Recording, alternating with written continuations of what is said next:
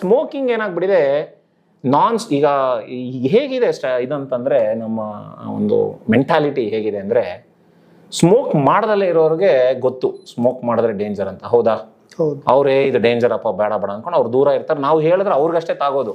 Passive smokers ಆಗ್ಬಿಟ್ಟಿದ್ದಾರೆ ಈಗ smokers ಏನಾಗ್ಬಿಡುತ್ತೆ, ನಾವು ಹೇಳಕ್ ಹೋದ್ರೆ ಅವ್ರಿಗೆ ಏನೋ ಉದಾಹರಿಸಿನ ಇವ್ರಿಗೇನು ಡಾಕ್ಟರ್ ಹೇಳ್ತಾರೆ ನನ್ಗೇನಾಗಲ್ಲ, ನಾನು ಹಾಗೆ ನಾನು ಹೀಗೆ. ಸೊ ನಾವು ಬಿಡಿ ಅಂತ ಹೇಳಿದ್ರೆ ಅವರು ಅದು ತಲೆಗೆ ಸೀರಿಯಸ್ ತಗೊಳಲ್ಲ.